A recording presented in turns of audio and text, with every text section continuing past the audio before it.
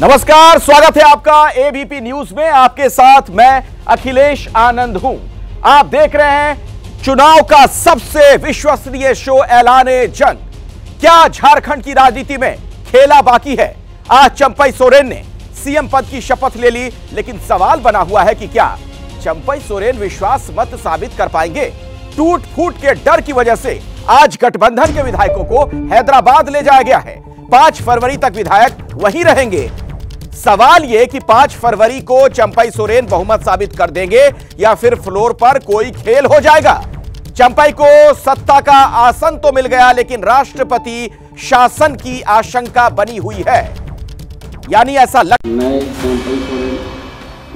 JMM के चंपई सोरेन ने CM पद की शपथ ली तो कांग्रेस के आलमगीर आलम और आरजेडी के सत्यानंद भोक्ता ने दोपहर में मंत्री पद की शपथ ली। करीब आधे घंटे बाद ही सत्ताधारी गठबंधन के विधायक हैदराबाद जाने के लिए रांची एयरपोर्ट पहुंच गए। ये उसी चार्टर्ड प्लेन के अंदर की तस्वीर है जिसमें सवार होकर विधायक हैदराबाद के लिए निकले। बाकायदा एक एक विधायक का वीडियो मोबाइल कैमरे में कैद किया गया। रांची में फ्लाइट के टेक ऑफ करने से पहले एबीपी न्यूज से जेएमएम के प्रवक्ता मनोज पांडे ने बात की और 39 विधायकों के हैदराबाद जाने की पुष्टि की। यहाँ से कहाँ निकल रहे बता दीजिएगा। हम एयरपोर्ट जा रहे हैं, एयरपोर्ट से लोगों को छोड़कर फिर विधायक करीब जाएंगे यहाँ से? 39 विधायक हैं। वो हैदराबाद ही रहेंगे। जी। क्यों हैदराबाद जा रहे हैं? क्या तोड़फोड़ का डर है? कोई डर नहीं, सब एक साथ रहेंगे। इन विधायकों को सोमवार तक हैदराबाद के होटल में रखा जाएगा। विधायकों से रांची में जब पूछा गया कि वे हैदराबाद क्यों जा रहे हैं तो सुनिए वे क्या कह रहे हैं। हैदराबाद बिरयानी खाना है, बस सरकार बनने का जश्न मनाने जा रहे हैं। फ्लोर में दिखेगा, फ्लोर में ताकत दिखेगी। न डरे थे, न डरे हैं, न डरेंगे। लड़े थे, लड़ेंगे। देखिए, अभी तक का फितरत भारतीय जनता पार्टी का वो ठीक नहीं रहता है। हम सारे लोग इंटैक्ट हैं, एक जगह हैं। हम लोग जल्दी आ जाएंगे आप लोगों के बीच, तब तक आप लोग सरकार बनने की खुशी मनाएं। अब सवाल ये है कि सत्ताधारी गठबंधन को डर किस बात का है? 4 दलों के गठबंधन की झारखंड में सरकार है। आशंका इस बात की है कि कहीं इन विधायकों में कोई टूट फूट न हो जाए। इसी से बचने के लिए और विधायकों को एकजुट रखने के लिए इन्हें हैदराबाद ले जाया गया है। तेलंगाना में कांग्रेस की सरकार है और विश्वास मत तक इन विधायकों को वहीं रखा जाएगा। रांची में मौजूद कांग्रेस के राष्ट्रीय सचिव प्रणव झा बता रहे हैं कि आखिर गठबंधन के विधायकों को हैदराबाद ले जाने की नौबत क्यों आई है। भाजपा का 2 प्लान था। एक तो ये प्लान था कि वो बाहर से समर्थन देके विधायकों को तोड़कर एक सरकार बनाए। दूसरा प्लान ये था कि इस्तीफा के बाद जो है वो राष्ट्रपति शासन लागू करें। और ये प्रलोभन से बचाने के लिए नहीं है, बिकने वाले नहीं है विधायक। ये विधायकों को की सुरक्षा की बात है कि ईडी, सीबीआई, इनकम टैक्स के दबाव में उनको कमजोर न किया जाए। वो उनके अंतर्द्वंद का मामला है, परिवार के अंतर्द्वंद का मामला है। झारखंड मुक्ति मोर्चा के अंदर अंतर्द्वंद है, घमंडिया गठबंधन में अंतर्द्वंद है। ये उसका परिणाम। आप कह रहे हैं सरकार गिरा नहीं रहे हैं? नहीं, हम तो चाहते हैं कि मेरी शुभकामना है कि सरकार चले। 39 विधायकों को हैदराबाद भेजा गया है, जबकि सीएम और 2 मंत्री रांची में ही हैं। हेमंत सोरेन को मिलाकर सरकार के खेमे में 43 विधायकों का समर्थन अभी दिख रहा है, जिसमें स्पीकर शामिल नहीं है। झारखंड में कुल 81 सीटें हैं, जिनमें से 1 सीट खाली है। ऐसे में बहुमत के लिए 41 का आंकड़ा चाहिए। जेएमएम के 29, कांग्रेस के 17, आरजेडी और लेफ्ट का 1-1 विधायक है। इनका कुल जोड़ होता है 48। सरकार के साथ हेमंत सोरेन को मिलाकर 44 विधायकों का समर्थन दिख रहा है, जबकि 4 विधायक बागी बताए जा रहे हैं। इन बागी विधायकों में से एक सीता सोरेन है, जो कि हेमंत सोरेन की भाभी हैं। वो कल ही रांची पहुंची थी और आज वो राजभवन भी गई थी। सीता सोरेन का रुख विश्वास मत के दौरान क्या होगा, इस पर सबकी निगाहें हैं। गठबंधन को इस बात का डर सता रहा है कि रांची में रहने पर बागी विधायकों की संख्या बढ़ सकती है या फिर विधायकों को प्रभावित किया जा सकता है, और इसीलिए उनको फ्लोर टेस्ट तक रांची से दूर किया जा रहा है। निगाहें इस बात पर रहेंगी कि ये रणनीति कामयाब होती है या फिर फ्लोर टेस्ट के रोज कोई खेल हो सकता है। और अब शुरू हो गई है रिजॉर्ट पॉलिटिक्स। आइए सीधे मैं आपको वहीं लिए चलता हूं जिस रिजॉर्ट में इन विधायकों को रुकवाया गया है। मेरे दो सहयोगी वहां पर मौजूद हैं, निधि श्री और आशीष।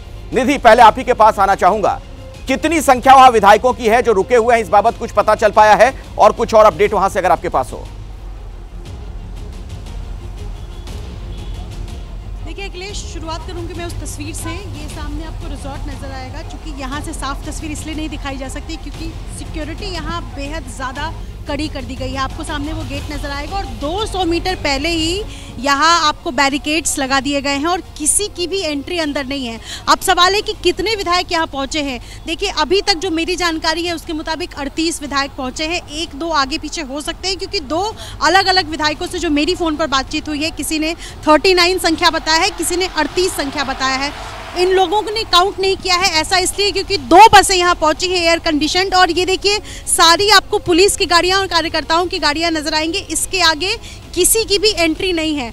रिजॉर्ट में अंदर अभी जो विधायक हैं वो सभी बिल्कुल चिल कर रहे हैं क्योंकि रिजॉर्ट पॉलिटिक्स यहीं से शुरू होता है और चंपई सोरेन मुख्यमंत्री बन चुके हैं। 3 दिन का समय है बहुमत साबित करने के लिए, फ्लोर टेस्ट के लिए, लेकिन उससे पहले सभी विधायक को यहाँ रिजॉर्ट में, और आप समझिए अखिलेश कि कितना कंफ्यूजन था। आधे घंटे विधायकों को एयरपोर्ट पे रखा गया क्योंकि ये तय नहीं हो पा रहा था कि आखिर किस रिजॉर्ट में इनको रुकवाया जाए। ये कंफर्म होता है और उसके बाद विधायकों को यहाँ लाया गया है। इससे पहले 2 अलग अलग रिजॉर्ट के नाम आ रहे थे, तो ये तस्वीर यहाँ नजर आ रही है। थोड़ी देर में मुझे लगता है ये क्लियर संख्या आ पाएगी और ये भी हो सकता है कि कल की तरह एक वीडियो सामने आ जाए जिसमें विधायक अपनी गिनती करके खुद बता रहे हैं कि कितनी संख्या यहाँ पहुंचे हैं। हालांकि जो नाम है मेरे नजर बनाकर रखिए, यहाँ नहीं पहुंची है। इसके अलावा हाँ जी बोलिए, अपनी बात पूरी कर लें आप। हाँ जी, मैं आपको एक बार बता देती हूँ जो मेरी विधायक से अंदर बातचीत हुई और उन्होंने जो बताया कि यहाँ जो विधायक नहीं पहुँचे हैं उनमें से कौन कौन है। सबसे पहले तो सीता सोरेन का नाम है क्योंकि वो नाराज़ बताई जा रही हैं। इसके अलावा 3 चंपई सोरेन को मिलाकर के सत्यानंद भोक्ता और आलमगीर आलम, इन दोनों ने चूंकि मंत्री पद की शपथ ली है, लिहाजा ये तीनों नहीं पहुंचे क्योंकि ये तो कंफर्म है कि कम से कम ये नहीं टूटने वाले हैं। इसके अलावा सीता सोरेन, प्रदीप, आप नजर बनाकर रखिए, आप नजर बनाकर रखिए। निधि, मैं आऊंगा दोबारा आपके पास, कुछ और अपडेट में आगे आपसे लूंगा, लेकिन ये भारतीय राजनीति की त्रासदी ही कहेंगे कि जैसे ही कहीं पर फ्लोर टेस्ट होना होता है किसी भी राज्य में, इस तरीके के हालात बनते हैं, रिजॉर्ट पॉलिटिक्स शुरू हो जाती है। आशीष भी मेरे साथ वहीं से जुड़े हुए। आशीष, किस तरह की व्यवस्था में इन्हें यहाँ पर रखा गया है, कहां पर यह रिजॉर्ट है, कुछ और भी जानकारी अगर दर्शकों तक आप पहुंचाएं, क्योंकि रिजॉर्ट कम जेल जैसा ज्यादा लग रहा है जो मैं देख रहा हूं पुलिस व्यवस्था वहां पर। जी अखिलेश, अगर हम बात कर, जाहिर तौर पे ये शहर का बाहरी हिस्सा है, हैदराबाद शहर का बाहरी हिस्सा। 25 किलोमीटर अगर हम पूरी एग्जैक्ट डिस्टेंस की बात करें तो बेगमपेट एयरपोर्ट से इस रिसोर्ट की दूरी करीब 25 किलोमीटर है। काफ़ी फेमस और काफ़ी बड़ा रिसोर्ट है, अलग अलग विंग है यहाँ इस रिसोर्ट में। इस रिसोर्ट में अलग अलग स्पोर्ट्स की फैसिलिटी है, स्विमिंग पूल्स हैं और अन्य एंटरटेनमेंट की फैसिलिटीज़ तो हैं ही हैं। उसके अलावा यहाँ पर अगर हम बात करें जो MLAs हैं उनकी सुरक्षा व्यवस्था की भी काफ़ी कड़ी इंतज़ाम किए गए हैं। आप देख सकते हैं यहाँ पर हैदराबाद और साइबराबाद पुलिस के लोगों ने बैरिकेड कर रखा है। आला अधिकारी लगातार ACP इस एरिया के, उसके अलावा अन्य सीनियर ऑफिसर्स इस एरिया के यहाँ पर अंदर हैं, लगातार कैंप कर रहे हैं और मॉनिटर कर रहे हैं। कोई अनवांटेड पर्सन तो अंदर नहीं है इन राजनेताओं के अलावा, इन MLA के अलावा, उस पर भी निगाह बनी हुई है। कुछ मीडिया कर्मी भी अंदर हो सकते हैं, इसको लेकर भी वहां पर जांच की जा रही है और जिन लोगों की ऐसी बुकिंग है उनकी बुकिंग को कैंसिल करने के लिए भी निर्देशित किया जा रहा है प्रशासन के द्वारा रिसोर्ट मैनेजमेंट को। तो जाहिर तौर पे काफ़ी चाक चौबंद सुरक्षा व्यवस्था। खास बात ये, इसमें यहाँ पर कौन नहीं है, झारखंड से जो MLA आए हैं उसमें कौन नहीं है, बसंत सोरेन यहाँ पे नहीं है। कल बसंत सोरेन की तस्वीर सामने आई थी, वो चार्टर्ड प्लेन में थे, हैदराबाद से कोई चार्टर्ड प्लेन आने वाली थी जो कैंसिल हो गई थी, उस प्लेन में बसंत सोरेन की तस्वीर थी, लेकिन आज बसंत सोरेन यहाँ पर नहीं है। ये एक इम्पॉर्टेंट फैक्ट है कि यहाँ पर हैदराबाद में बाकी MLA तो हैं, बसंत सोरेन यहाँ नहीं है। असल में झारखंड की सत्ता का गणित फंसा है सोरेन वर्सेस सोरेन की लड़ाई में। लड़ाई बेटे और बहू की है, भाभी और देवर की। हेमंत सोरेन की भाभी सीता सोरेन के बगावती तेवर ने सत्ता के समीकरण को हिलाकर रख दिया है। हाल यह है कि भाभी सीता सोरेन की बगावत से पार्टी के टूटने का खतरा है।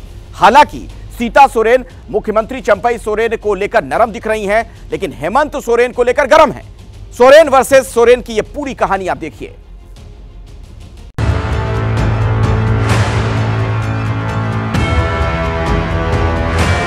झारखंड मुक्ति मोर्चा हमारा रीजनल पार्टी है। हम अलग राज का लड़ाई वर्षों से लड़ रहे हैं।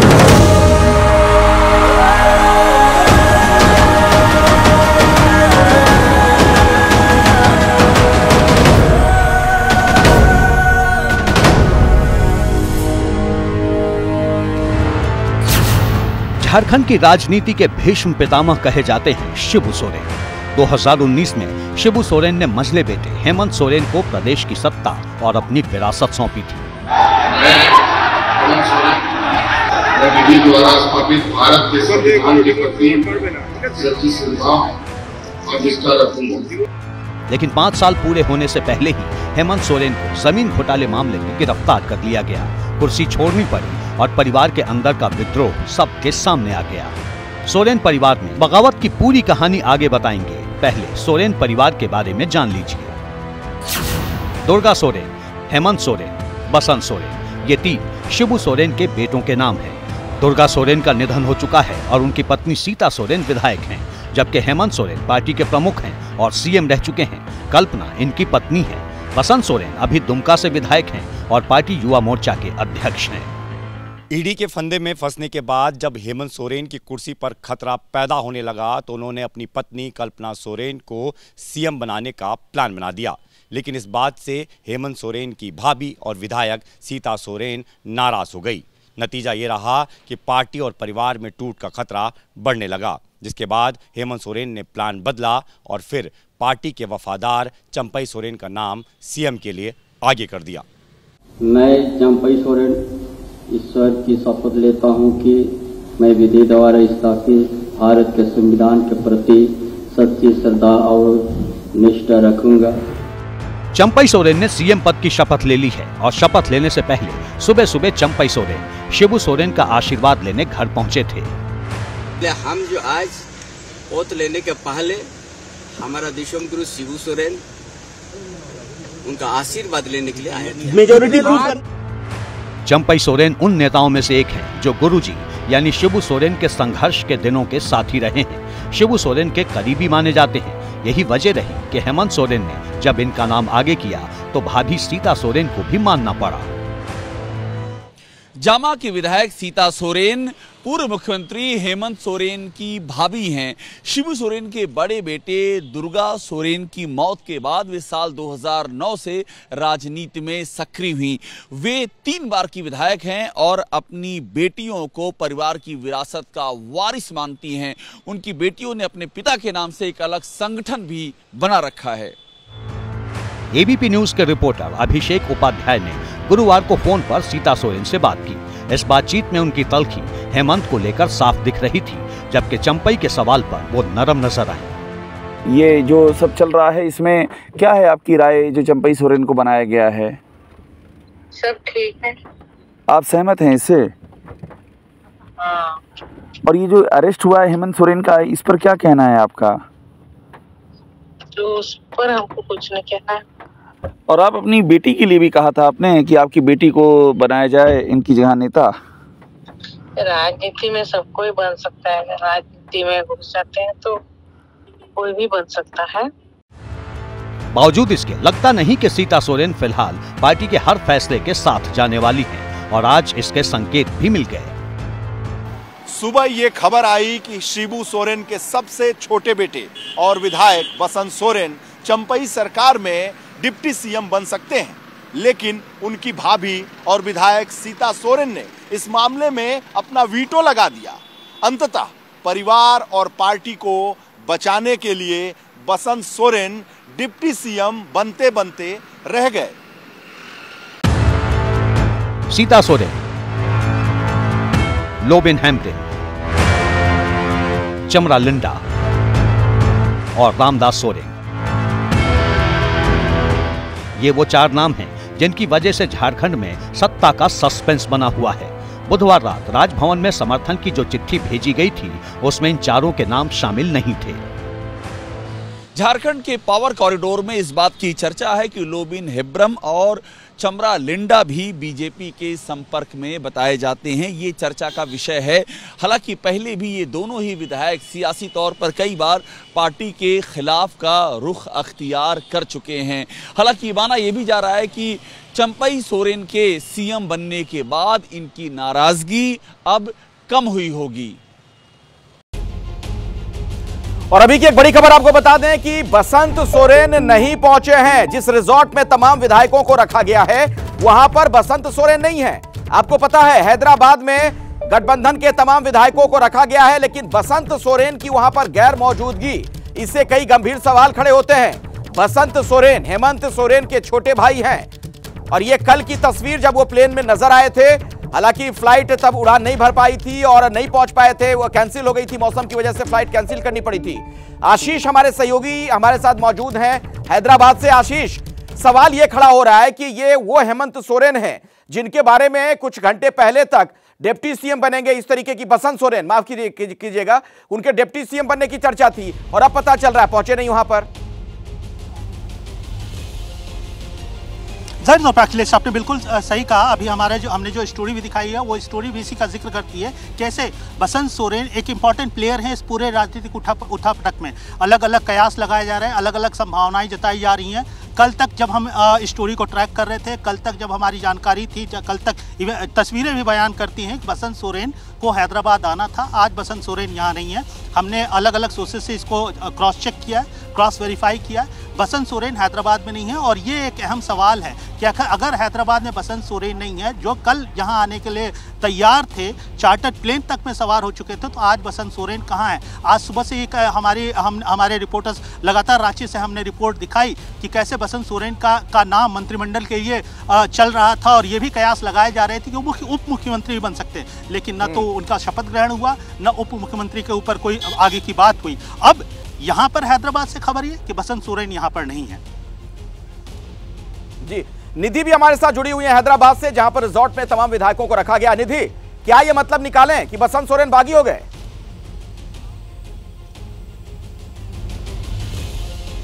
बिल्कुल, देखिए आज सुबह तक जो जानकारी थी उसके मुताबिक बसंत सोरेन को ये जिम्मेदारी मिली थी कि जो विधायक रूठे हुए हैं उनको मनाएं और ये बड़ी जिम्मेदारी उनके कंधे पर दी गई थी। लेकिन ऐसे में अगर 2 बस पहुंचती है और 30 विधायक पहुंचते हैं और उसमें बसंत सोरेन ही नहीं है, यानी कि जिस मुखिया के ऊपर जिम्मेदारी है कि वो सबको मनाए समझाए और एक जगह रखे, अगर वो ही नहीं पहुँचते तो जाहिर सी बातें सवाल उठेंगे। और बसंत सोरेन वो हैं जो सीएम डिप्टी सीएम की रेस में सबसे आगे होते हैं और आज जो मंत्री की शपथ लेते हैं उनमें बसंत सोरेन कहीं नजर नहीं आते। तो कहीं ना कहीं ये सवाल तो उठेगा कि पावर सेंटर को लेकर जो लड़ाई है परिवार में, उसमें बसंत सोरेन ही अगर गायब है। पहले तो सीता सोरेन नाराज है जो कि परिवार का एक अहम हिस्सा है, हेमंत सोरेन की भाभी हैं, पहले वो नाराज और वो अभी तक नाराज है। बसंत सोरेन जिसको लेकर ये कहा जा रहा था कि अब सब कुछ ठीक है, बसंत सोरेन स्माइल करते हुए तस्वीर आती है बस में विधायकों के साथ, और आज जब बस यहाँ पहुंचती है तो बसंत सोरेन गायब हो जाते हैं। तो कहीं ना कहीं ये जो सवाल है ये उठना लाजमी है। बिल्कुल, ये वही बसंत सोरेन है जिन्हें सभी विधायकों को ले जाने की जिम्मेदारी दी गई थी, वो खुद नहीं गए। जाहिर तौर पर सवाल खड़े होंगे। झारखंड के पूर्व सीएम हेमंत सोरेन से पूछताछ हो रही है। आज कोर्ट ने हेमंत को 5 दिनों की रिमांड में भेजा। कल की रात हेमंत सोरेन की जेल में कटी थी। तो आपके मन में सवाल होगा कि एक मुख्यमंत्री ने कुर्सी पर रहते हुए क्या घोटाला किया जिसकी वजह से कुर्सी गई और अब कानून के शिकंजे में है। तो आरोप क्या है हेमंत सोरेन पर और कैसे फंस गए हेमंत सोरेन, देखिए। चर्चा तो कई हफ्तों से थी, लेकिन बुधवार की रात हेमंत सोरेन को ईडी ने जमीन घोटाले के केस में गिरफ्तार कर लिया। बुधवार की दोपहर से ही ईडी की टीम सीएम हाउस में हेमंत सोरेन से पूछताछ कर रही थी। शाम 4 बजे के करीब उन्हें हिरासत में लिया और फिर गिरफ्तारी हो गई। आज मुझे ईडी गिरफ्तार करने आई है। दिन भर हमसे पूछताछ करने के बाद मुझे गिरफ्तार करने का उन लोगों ने फैसला सुनाया। आज एक लोकप्रिय सरकार, एक आदिवासी अपने ताकत के बल पर जीतकर सरकार बनाकर राज्य की जनता का सेवा कर रहा था। आज लगता है ये वक्त अब मेरे लिए खत्म हो रहा है। अब एक नई लड़ाई हमें लड़नी पड़ेगी। आज मुझे संभवतः ये लोग अपने कब्जे में ले लेंगे। अब आपके मन में सवाल होगा कि आखिर एक मुख्यमंत्री को किस केस में गिरफ्तार किया गया। मामला पिछले साल अप्रैल का है, जब ईडी ने जमीन घोटाले मामले में माफिया के खिलाफ छापेमारी शुरू की थी। तब ये छापेमारी बड़गई के राजस्व अधिकारी भानु प्रताप के घर पर हुई थी और इसी घर से ईडी को 11 ट्रक दस्तावेज बरामद हुए थे। और जब इन्हीं दस्तावेजों को जांचा गया तो फिर घोटाले की जद में हेमंत सोरेन का नाम आया। सूत्रों की माने तो ईडी की जांच में ये बात सामने आई कि बरियातू में करीब 8.46 एकड़ जमीन है, जिस जमीन के कुल 12 प्लॉट हैं। जमीन अलग अलग लोगों के नाम है। लेकिन जमीन पर कब्जा है हेमंत सोरेन का। इसी मामले में पूछताछ के लिए ईडी की टीम ने हेमंत सोरेन को समन भेजा, लेकिन वो पेश नहीं हुए। यहाँ तक कि 24 घंटे से ज्यादा वक्त के लिए पिछले हफ्ते गायब भी हो गए। बताया जाता है कि जमीन घोटाले की जांच के दौरान राजस्व अधिकारी भानु प्रताप और अंचल अधिकारी मनोज कुमार ने हेमंत सोरेन के खिलाफ गवाही दी थी। पिछले साल 20 अप्रैल को भानु प्रताप ने ईडी से पूछताछ के दरमियान ये कहा था कि अंचल अधिकारी मनोज कुमार ने जमीन की पैमाइश के दरमियान कहा था कि ये जमीन बॉस की है। जमीन घोटाले में पिछले साल से ही बहुत सारे अधिकारी और कर्मचारी गिरफ्तार हैं। हेमंत सोरेन जिस मामले में फंसे हैं, फिलहाल उनके छूटने के आसार भी नजर नहीं आ रहे। दिल्ली में आज करप्शन को लेकर बीजेपी और आम आदमी पार्टी के कार्यकर्ता आमने सामने आ गए। असल में हुआ ये, चंडीगढ़ मेयर चुनाव में धांधली का आरोप लगा रही आम आदमी पार्टी ने बीजेपी के खिलाफ प्रदर्शन किया, तो केजरीवाल पर करप्शन का आरोप लगाकर बीजेपी कार्यकर्ता भी सड़क पर उतर गए। दोनों तरफ से जमकर बयानों के तीर चले।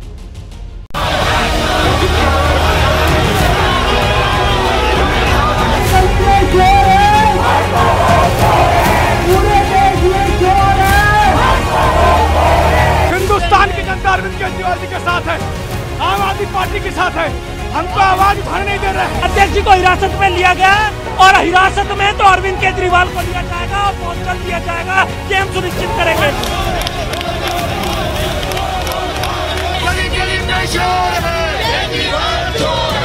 भारतीय जनता पार्टी लोकतांत्रिक तरीके से नहीं, गुंडई के दम पर चुनाव को जीतना चाहती है।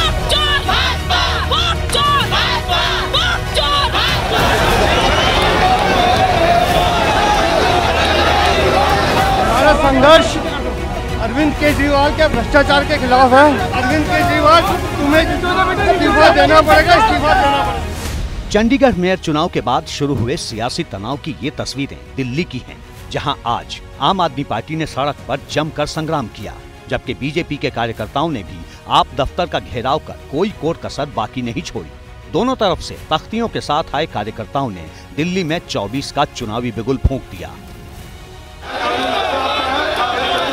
पहले बात आम आदमी पार्टी की, जिसकी पूरी फोर्स आज बीजेपी के खिलाफ हल्ला बोल रही थी।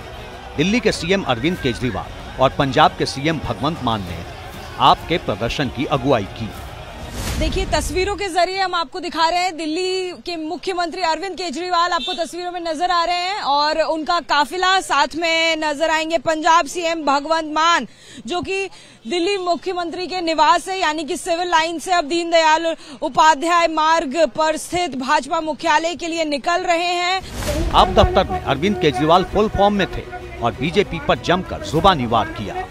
जब पाप का घड़ा भर जाता है बहुत ज्यादा, तो फिर प्रकृति अपनी झाड़ू चलाती है, भगवान अपनी झाड़ू चलाता है, चीजों को ठीक करता है। जब जब इस पृथ्वी के ऊपर बहुत ज्यादा पाप हो जाता है, तो फिर ऊपर वाले को पृथ्वी के ऊपर आना पड़ता है। अरविंद केजरीवाल से पहले पंजाब के सीएम भगवंत मान ने मंच संभाला। पंजाब से प्रदर्शन के लिए दिल्ली आए मान ने कांग्रेस अध्यक्ष मल्लिकार्जुन खड़गे के उसी बयान को दोहराया जो इस वक्त चर्चा में है। ऐसे ही लोकसभा में होता है, ऐसे ही राज्यसभा में बिल पास होते हैं, हाँ वाले हाँ कहें, ना वाले ना कहें, हाँ वालों की जीत हुई, चलो 2024 में खुदा ना खास्ता ये आ गए तो नरेंद्र मोदी का नाम नरेंद्र मोदी नहीं रहेगा, नरेंद्र पुतिन बन जाएगा भाई साहब। इनके भाग्य में लिखा ही ये है कि पूरा देश साफ करना है झाड़ू से। हम जब करते हैं कुछ तो अंजाम तक पहुंचाते हैं। बड़े नेताओं के बयान के बाद आप कार्यकर्ताओं का जोश हाई हो गया। आप कार्यकर्ताओं ने बीजेपी दफ्तर की तरफ कूच कर दिया। पार्टी वर्कर्स के साथ केजरीवाल और मान भी मौजूद रहे। सुरक्षा के लिए लगाए गए बैरिकेड भी आप कार्यकर्ताओं ने हटा दिया। पुलिस के जो जवान हैं, सुरक्षा बल है, सुरक्षाकर्मी हैं, वो आम आदमी पार्टी के कार्यकर्ताओं को वापस उनके अपने दफ्तर की तरफ धकेलने की कोशिश कर रहे हैं। आम आदमी पार्टी के कार्यकर्ता भी लगातार नारेबाजी कर रहे हैं। हालांकि बीजेपी पर हमला करने के लिए और एक लोकसभा चुनाव से पहले कहीं न कहीं शक्ति प्रदर्शन कहें, बीजेपी की घेरेबंदी कहें, इसके लिए इस प्रदर्शन का आयोजन किया गया है। आपकी तरफ से प्रदर्शन के दौरान उनके नेताओं को हाउस अरेस्ट करने के आरोप भी लगाए गए। मुझे लगता है आजाद हिंदुस्तान में किसी व्यक्ति के, किसी पार्टी के प्रोटेस्ट को रोकने के लिए शायद ये पहली बार हो रहा है। हमारे विधायकों को घरों से गिरफ्तार किया जा रहा है, घरों में हाउस अरेस्ट किया जा रहा है, जो सड़क पर निकल आए हैं उनको ले जाकर थानों में बिठाला जा रहा है। अब बात दूसरी तरफ केजरीवाल को भ्रष्टाचार के आरोप में घेर रही बीजेपी की। करीब करीब एक ही इलाके में आप और बीजेपी के दफ्तर हैं। ऐसे में सुरक्षा व्यवस्था को संभालने में प्रशासन के पसीने छूट गए। बीजेपी कार्यकर्ताओं ने भी आपकी ही तरह बैरिकेड गिरा दिए। दरअसल आज केजरीवाल को ईडी ने शराब घोटाले में पूछताछ के लिए बुलाया था, लेकिन केजरीवाल गए नहीं। बीजेपी इस बात पर केजरीवाल पर चौतरफा हमला बोल रही है। तरीके का जो डिसरप्शनिस्ट अराजक तत्व वाला जो इनका कैंपेन स्टाइल है, वो शायद कुछ लोगों को जो कैप्टिव ऑडियंस है इनकी पार्टी की, उसको शायद इम्प्रेस कर सकता हो, लेकिन वो देश की कानून व्यवस्था को, देश के जजेस को और अथॉरिटीज को इम्प्रेस नहीं करता है। केजरीवाल का तो एक ही नारा है, काम जीरो और ड्रामा सारा, और आज जो ड्रामा है वो हम लगातार देख रहे हैं। मेरी उनको फ्रेंडली एडवाइस है कि वो थोड़ा सा प्राणायाम स्टार्ट करें, थोड़ा सा योगा स्टार्ट करें और जो है अपना पेट थोड़ा सा कम करें जो उन्होंने बढ़ा लिया पिछले 5-7 सालों में, क्योंकि तिहाड़ जेल में आपको प्राणायाम ही काम आएगा। मुझे आम आदमी पार्टी के एक बहुत बड़े क्या सबसे बड़े लीडर जो अरविंद केजरीवाल जी के बाद माने जाते हैं, अब उन्होंने अभी बताया कि अरविंद केजरीवाल जी 1-2 दिन में मीटिंग बुलाने जा रहे हैं अपनी एमएलए की, और वहां पे वो रिजाइन करेंगे, अपनी धर्मपत्नी को सीएम का ओहदे के लिए उनको नाम रखेंगे, तो अपनी पहले बीवी को सीएम की ओथ कराएंगे, मिसेस केजरीवाल जी को, और उसके बाद वो पेश होंगे। एक तरफ चंडीगढ़ मेयर चुनाव में धांधली के आरोप में प्रदर्शन हो रहा था, तो दूसरी ओर दिल्ली के सीएम के खिलाफ शराब घोटाले का आरोप लगाकर ताकत दिखाई गई। दोनों तरफ से एक ही दिन हुए इस प्रदर्शन से नुकसान दिल्ली की जनता का हुआ, जिनको कामकाजी दिन में कई जगह बैरिकेड लगने से परेशानी का सामना करना पड़ा। और आइए अब आपको पंजाब लिए चलते हैं। पंजाब की राजनीति में नवजोत सिंह सिद्धू को लेकर अलग अलग तरह की चर्चा है। चर्चा इस बात की भी है कि गुरु के मन में आखिर क्या चल रहा है। सिद्धू इन दिनों पार्टी लाइन से अलग जाकर न सिर्फ बोल रहे हैं बल्कि पार्टी से अलग समानांतर बैठकें भी कर रहे हैं। और चर्चा तो यह भी है कि क्या सिद्धू लोकसभा चुनाव से पहले कहीं घर वापसी का प्लान तो नहीं कर रहे। हम राहुल गांधी के सिपाही, खड़गे साहब के सिपाही। खड़गे साहब का सीधा सीधा ये हुक्म है कि लोगों से जाओ, संपर्क करो। कभी अपनी वाणी से माहौल बदल देने वाले क्रिकेटर से पॉलिटिशियन बने नवजोत सिंह सिद्धू शांत। ऐसे में सवाल है, क्या नवजोत सिंह सिद्धू कांग्रेस छोड़ने वाले हैं? क्या सिद्धू ने कांग्रेस से अपना एग्जिट प्लान बना लिया है? क्या सिद्धू फिर बीजेपी में एंट्री करने वाले हैं? ये कुछ सवाल हैं जो इस वक्त पंजाब में गूंज रहे हैं। इस तस्वीर को देखिए। तस्वीर को खुद नवजोत सिंह सिद्धू ने अपने सोशल मीडिया अकाउंट से पोस्ट किया है। कैप्शन में लिखा है, वर्तमान राजनीतिक हालात पर चर्चा करते हुए पीसीसी के 4 पूर्व अध्यक्ष। इस तस्वीर में पंजाब कांग्रेस के पूर्व प्रधान लाल सिंह, शमशेर सिंह दुल्लो और मोहिंदर केपी के साथ मीटिंग की। पार्टी के नेता एक दूसरे से मिलते रहते हैं, लेकिन पार्टी इस मीटिंग से नाराज है और इसकी वजह क्या है वो समझिए। दरअसल जिस वक्त नवजोत सिंह सिद्धू की ये बैठक चल रही थी, उसी वक्त प्रदेश चुनाव समिति की भी बैठक बुलाई गई थी, जिसके सदस्य नवजोत सिंह सिद्धू भी हैं। बैठक में 2024 की लोकसभा चुनावों के लिए चर्चा चल रही थी। वहीं नवजोत सिंह सिद्धू कहीं और किसी और चर्चा में व्यस्त थे। इस बैठक में सिद्धू का ना आना प्रदेश नेतृत्व को अखर गया। प्रदेश अध्यक्ष राजा वडिंग ने इसे कैमरे के सामने अनुशासनहीनता बताया। एक तरफ अगर इलेक्शन कमेटी की मीटिंग चल रही है और एक तरफ वो मीटिंग कर रहे हैं, ये आप देवेंद्र यादव जी से सवाल पूछिए। He is in charge of the Punjab. पर आपको लगता है it's a case of indiscipline? 100%। और क्या है, इस इलेक्शन कमेटी की मीटिंग के वो मेंबर हैं। एक्शन करना है या नहीं करना है, मैं देवेंद्र यादव जी को बताऊंगा। प्रदेश प्रभारी देवेंद्र यादव इस पर कुछ बोलने से बचते नजर आए। Let me, yes, of course he was invited. He was very much part of the meeting. He didn't come. उनका कोई अभी मेरे पास वो आया नहीं है, मुझे मालूम नहीं है कोई और मीटिंग उन्होंने की है। ऐसा पहली बार नहीं है, पहले भी सिद्धू पार्टी से इतर अपनी रैलियां करते रहे, जिस पर पार्टी को सफाई तक देनी पड़ी थी। एक बार फिर वैसा ही नजर आ रहा है। ऐसे में सवाल उठता है कि क्या फिर से सिद्धू बीजेपी की शरण में जाने वाले हैं? इसके कुछ उदाहरण आपको बता देते हैं। सिद्धू बीजेपी के खिलाफ तीखी टिप्पणियां नहीं कर रहे हैं। बीजेपी में नवजोत सिंह सिद्धू के भी कई करीबी जा चुके हैं। बीजेपी को भी सिद्धू जैसे तेज तर्रार नेता की तलाश है। चौथी, कांग्रेस की नई टीम के साथ सिद्धू की बढ़ती दूरी। और पांचवी, मौजूदा हालात में आम आदमी पार्टी में जगह नहीं। नवजोत सिंह सिद्धू अमृतसर से बीजेपी के 3 बार सांसद रह चुके हैं, लेकिन फिर कांग्रेस में आ गए, प्रदेश अध्यक्ष भी बन गए। लेकिन इनकी ही अध्यक्षता में कांग्रेस को विधानसभा चुनाव में शर्मनाक प्रदर्शन करना पड़ा था। इसके बाद पुराने केस में सिद्धू को जेल की सजा भी हुई थी। वक्त बढ़ता गया और सिद्धू और कांग्रेस के बीच भी खाई और बढ़ गई। अभी सिद्धू कांग्रेस में ही हैं, लेकिन आगे क्या करेंगे इस बारे में कोई नहीं जानता। और अब बात उत्तर प्रदेश की। यूपी में क्या कांग्रेस और समाजवादी पार्टी का गठबंधन फंस गया?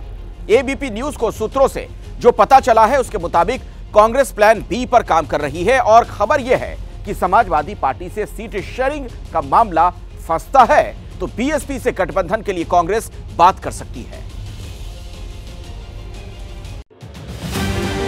मंगलवार की शाम को समाजवादी पार्टी ने उम्मीदवारों की पहली लिस्ट जारी की और तभी से समाजवादी पार्टी और कांग्रेस के बीच खटास के संकेत मिल रहे हैं। लिस्ट की घोषणा करना, लिस्ट इस प्रकार से नामों की घोषणा करना, कोई ऐसा समझौता हुआ ही नहीं है, जो मैं इस पर सिरे से नकारता हूं। और उसमें से भी वो सीटें जिसके ऊपर में बहुत अच्छी बातें हो चुकी हैं, उन सीटों को भी इसमें शामिल करके उससे घोषित कर देना, तो ऐसा मुझे नहीं लगता कि समाजवादी पार्टी या आदरणीय अखिलेश जी इस प्रकार की कोई गलती करेंगे। उनके नॉलेज में ये चीज़ नहीं होगी शायद। अब इसी के बाद राजनीतिक गलियारों में चर्चा इस बात की हो रही है कि कांग्रेस अब बीएसपी की तरफ उम्मीद भरी नजरों से देख रही है। इस चर्चा पर समाजवादी पार्टी के महासचिव रामगोपाल यादव का बयान सुनिए। हम तो लड़ ही रहे, हम तो 16 सीटें डिक्लेयर कर दी है, 2 दिन बाद और डिक्लेयर करेंगे, 3 दिन बाद फिर डिक्लेयर। कांग्रेस से बात नहीं बनी तो आप लोग छोड़ देंगे? कांग्रेस से बात बन चुकी है, क्यों आप लोग कह रहे हैं कांग्रेस बात नहीं? सब वो तो बसपा के साथ बातचीत के लिए तैयार, कोई बातचीत कर नहीं रहा है। कांग्रेस का समाजवादी पार्टी से फाइनल समझौता हो गया जी। रामगोपाल यादव अपने इस बयान में कांग्रेस और बीएसपी के गठबंधन की चर्चा पर तंज भी कस रहे हैं और ये भी कहते हैं कि उनकी पार्टी का कांग्रेस से गठबंधन फाइनल हो चुका है। अब यूपी में अलायंस की चर्चा पर डिम्पल यादव का भी बयान देख लीजिए। ये शीर्ष नेतृत्व डिसाइड करेगा ये सब चीज़ों के बारे में, और मैं समझती हूँ कि चुनाव बहुत ही महत्वपूर्ण चुनाव है और एक संविधान बचाने का चुनाव है और किसी भी प्रकार की अब देरी नहीं होनी चाहिए। अगर प्रत्याशियों का चयन जल्दी हो जाएगा तो मैं समझती हूँ उनको भी मजबूती मिलेगी और वो मजबूती के साथ भाजपा के साथ सामने खड़े होकर बढ़िया चुनाव लड़के जीत सकते हैं। कांग्रेस का यूपी में गठबंधन किससे होगा, इसे लेकर अब पेच फंसता दिख रहा है। ऐसे में बीजेपी मजे ले रही है। पता नहीं क्यों आप लोग गठबंधन शब्द का प्रयोग करते हैं। ये लठबंधन है और ये मोदी जी के स्नेह बंधन के आगे ये विखंडन की स्थिति में है। ये सपा बसपा माकपा बाकपा आप का पाप, ये जितने दल हैं ये केवल एक ही इच्छा शक्ति रखते हैं कि एन केन प्रकारण मोदी जी जाएं और ये किसी तरह सत्ता में ये हिंदू मुसलमान करके अगड़ा पिछड़ा अनुसूचित इनको करके वो सत्ता में आ सके। अब चलने वाला नहीं, ये मोदी युग है। बीएसपी पहले से ही अकेले लड़ने का ऐलान कर चुकी है। ऐसे में देखना दिलचस्प होगा कि बदली हुई सियासी परिस्थितियों में यूपी का सियासी समीकरण क्या बनता है। और अभी की एक बड़ी खबर आपको बता दें, समाजवादी पार्टी के प्रमुख अखिलेश यादव ने बीजेपी को लेकर एक बड़ा दावा कर दिया। वैसे ये दावा कम निशाना ज्यादा लग रहा है, क्योंकि अखिलेश ने कहा है यूपी में बीजेपी अपने सभी सांसदों के टिकट काटेगी। उन्होंने एक्स पर लिखा, एक को छोड़ बीजेपी सभी के टिकट काटेगी। अखिलेश यादव ने कहा कि बीजेपी उम्मीदवारों का ऐलान करने की हालत में नहीं है और ऐसा इसलिए क्योंकि बीजेपी सांसदों ने कोई काम नहीं किया। ऐसा लग रहा है कि टीएमसी प्रमुख ममता बनर्जी ने कांग्रेस से नाता तोड़ने का फाइनल मूड बना लिया। आज दिल्ली में विपक्षी दलों की बैठक हुई जिसमें ममता की पार्टी का कोई प्रतिनिधि नहीं पहुंचा। पहले ही ममता बंगाल में अकेले चुनाव लड़ने की बात कह चुकी हैं और आज उन्होंने कांग्रेस पर और तीखे हमले किए। ममता ने कहा कि दम है तो वाराणसी में बीजेपी को हराओ। कांग्रेस को हमने 2 सीट पर लड़ने का ऑफर दिया था तो कांग्रेस नहीं मानी। हमने कह दिया है कि 42 पर लड़ लो। जय बांग्ला, जय बांग्ला, जय बांग्ला। पहले नीतीश ने छोड़ा साथ, फिर अखिलेश से बिगड़ी बात और अब ममता बनर्जी कांग्रेस से नाराज। मोदी को हराने की मुहिम में जुटी कांग्रेस और इंडिया अलायंस को एक के बाद एक झटके लग रहे हैं। कांग्रेस तृणमूल कांग्रेस के बीच दूरी बढ़ चुकी है संसद में आज की बैठक में तृणमूल कांग्रेस के नेता शामिल नहीं हुए। सीट शेयरिंग पर रिश्तों में आई खटास का असर अब बैठकों में दिखने लगा। ऊपर से ममता बनर्जी का नादिया में दिया बयान सारी कहानी बयां कर रहा है। মনে রাখবেন দিল্লি জয় আমরাই করব, বাংলা পথ দেখাবে, বাংলায় আমরা একা লড়ব। তার কারণ আমরা জোট চেয়েছিলাম, কংগ্রেস করেনি, সিপিএম কংগ্রেসের জোট হয়েছে বিজেপিকে সাহায্য করবার জন্য। ममता साफ और स्पष्ट शब्दों में बोलती हैं कि वो अकेले चुनाव लड़ेंगी। हालांकि कांग्रेस को अभी भी उम्मीद है कि कांग्रेस का हाथ ममता को साथ लाने में सफल होगा। इंडिया गठबंधन में कांग्रेस पार्टी है, तृणमूल कांग्रेस है, सीपीएम है, सीपीआई है, 27 पार्टियां हैं। इंडिया गठबंधन की सरकार बनेगी दिल्ली में। हम समझते हैं कि ममता बनर्जी की प्राथमिकता पश्चिम बंगाल में जो आज 18 सीटें हैं बीजेपी की, उसको घटाकर 0 तक लाएं, वो ही मकसद हमारा भी है। ममता का नाराज होना इसलिए भी कांग्रेस के लिए बड़ा झटका है क्योंकि राहुल की यात्रा पश्चिम बंगाल में ही घूम रही थी।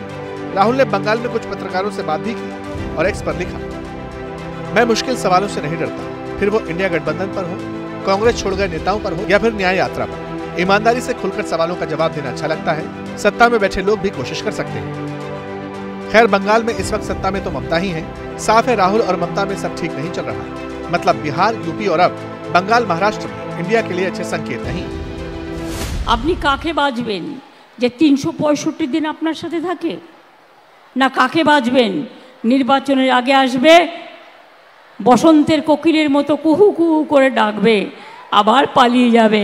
আপনি তাকে চান না আপনি 300 দিনের পাহারা 365 দিনের পাহারাদার চান? কাকে? खबर आपको बता दें, महाराष्ट्र में भी विपक्षी गठबंधन को लेकर अच्छे संकेत नहीं है। आज मीटिंग थी, लेकिन मीटिंग से बड़ी खबर यह निकलकर सामने आ रही है कि बहुजन वंचित आघाड़ी के प्रमुख प्रकाश आंबेडकर ने बड़ा बयान दे दिया। उन्होंने कह दिया कि महाविकास आघाड़ी और मेरे बीच सीट शेयरिंग को लेकर आज कोई चर्चा नहीं हुई। प्रकाश पहले एक कॉमन मिनिमम प्रोग्राम बनाना चाहते हैं, फिर सीट शेयरिंग पर बात। मतलब यह है कि महाराष्ट्र में भी गठबंधन फंस गया है। नाराजगी में प्रकाश ने यहां तक कह दिया कि इंडिया गठबंधन लगभग खत्म हो चुका है।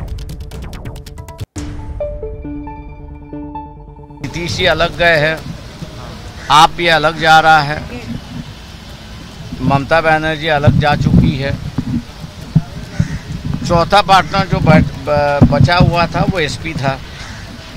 एसपी ने कांग्रेस को 11 सीट ऑफर की है, लेकिन कांग्रेस उससे संतुष्ट नहीं ऐसा दिखाई दे रही है और इसलिए एसपी ने अपने 16 सीटों पर कैंडिडेट मतलब नाम डिक्लेयर किया।